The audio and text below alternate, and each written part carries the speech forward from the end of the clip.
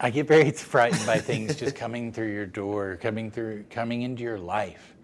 That's so much about life is suddenly being told bad news. Well, hello, I'm Russ Milheim from The Direct. Thank you so much for talking to me today about the film. Oh, thank you. And congrats for having such a big premiere at Fantastic Fest.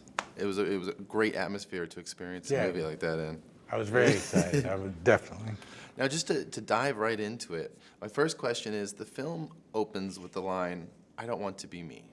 Can you talk about how that line alone not only served as like the perfect entry point for audiences, but also represents so much about what the movie is about? Yeah, it's funny that, when I wrote the first draft of the script, I didn't have that line. And I didn't have that moment. And I actually ended up,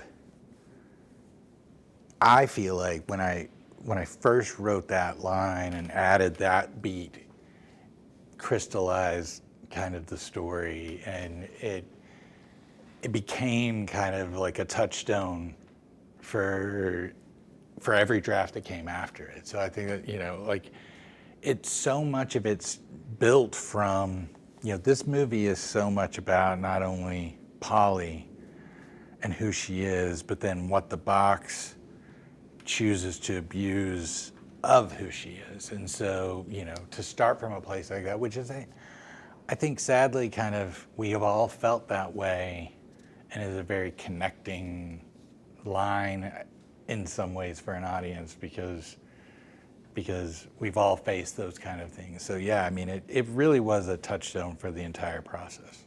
You have a soft spot, it seems, for random strangers showing up to places and really messing everything up, with The Strangers, which is one of my favorite films, horror films of all time. Can you talk about, with this movie, with Vicious, exploring that idea in, a very different way and adding that supernatural kind of spin to everything? Yeah, I mean, I think I get very frightened by the unexplained. I get very frightened by things just coming through your door. Mm-hmm. Like, I get very frightened by things just coming through your door, coming into your life. That's so much about life is suddenly being told bad news, and so I'm terrified of it. So it's something I do keep going back to as a device, because I think that it's such a interesting jumping off point for where a story can go. Yeah. Well, and I just, on the topic of The Strangers, I do want to ask real quick about that film, in that, there are these new movies coming out that are exploring the backstory of The Strangers. Mm-hmm. So I just wanted to ask you, what are your thoughts on giving those backstory to those characters, and was that something that you ever considered when you were involved in the series?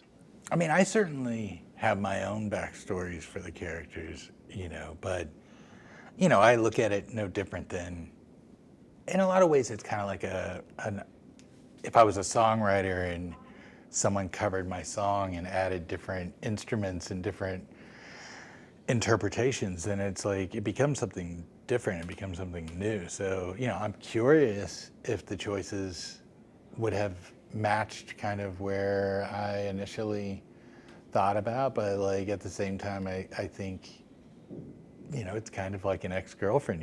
You hope it's doing well. Yeah.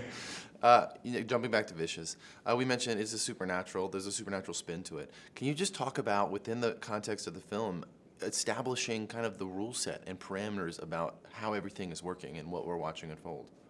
I mean, look, I think so much of the movie is experiencing it through Polly's point of view, and facing and learning about the rules, and learning about which rules does she have to follow, which rules does it matter if she follows or not. Like, I think so much about the movie is a metaphor for being in an unhealthy relationship. And I think part of like what you end up seeing in those kinds of relationships is that the rules change all the time. And I think that's part of what it can be so frustrating, whether it's a shitty boyfriend or a shitty boss or whatever, is you feel like you can't win because you can't. And and the rules are going to change no matter how hard you fight. And so I think part of what is interesting to me about this story is you take a person and you have all of their fears and hopes and dreams, and then you have this evil that wants to corrupt those things and is willing to keep going in different places that you, no matter what you do, to try to get out.